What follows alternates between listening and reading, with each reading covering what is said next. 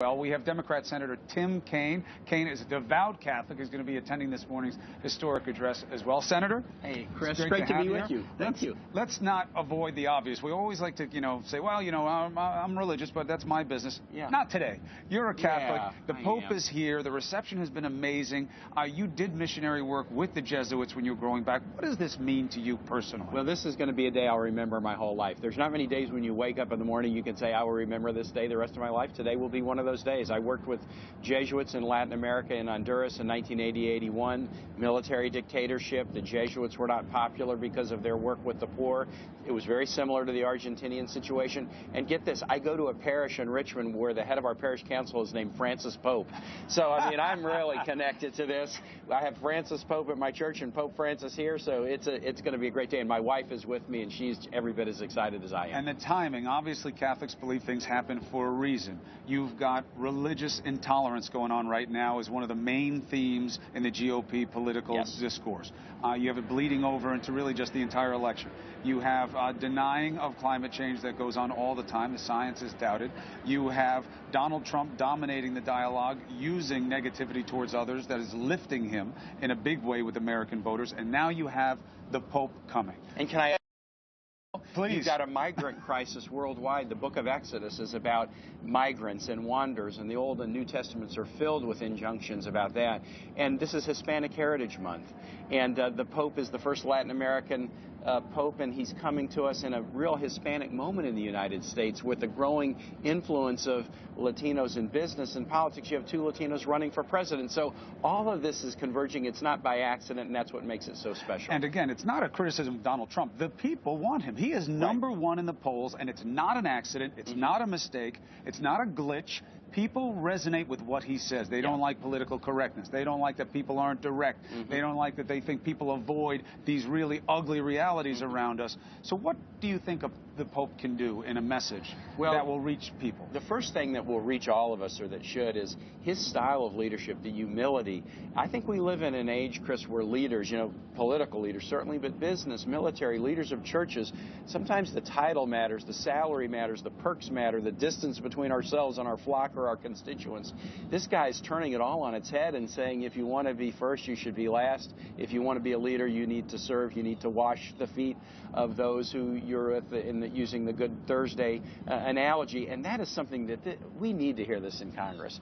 The other thing he can do is, I think he can set high expectations for us. We're in a low expectations game. People hate Congress, and members of Congress bash each other, and they often bash the government. What he can say is, you are a great nation, and you have a unique opportunity at this moment when there's so many challenges to really do something powerful. Don't have low expectations of this place. Have high expectations of it. He can tell us that he has high expectations of us, and sometimes you'll live up to higher expectations, and that's something that he can uniquely do.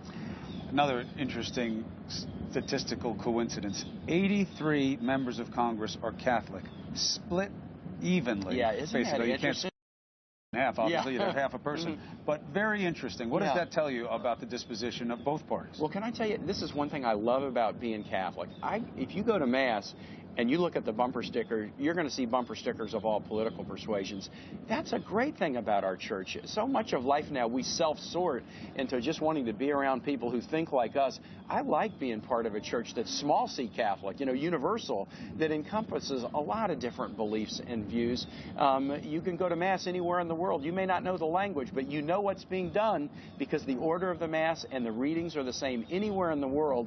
So, yeah, we are split politically, but that can be a benefit too, because we can challenge each other and learn from each other. But it's how you do it, and I think that's the beauty of what the Pope brings with him today, almost assuredly, which is how he stacks it, what he emphasizes. It's going to be different than the South Lawn, otherwise he wouldn't have had the two appearances. So it's going to be different. We'll have to see how, but the tone. Yes, our political process is adversarial. That's a good thing. But how are you adversary? Indeed. If it's just relentlessly negative and pejorative, you wind up getting nowhere. Right. I'm sure his tone will go a long way to appeasing those who even don't agree with what he says. I hope so. And I hope it's like the parable, in the New Testament about the seed. Does it fall on good soil? Does it fall on thorns? Does it fall on rocky ground? I hope today we're good soil, and I hope the message falls and we just ponder it and reflect upon it. Are you surprised by how electrifying the environment has been around Francis. I remember growing up as a kid when it was John Paul II. And skyscrapers, you know, he had said, and we were amazed by him because what he had been doing in Europe.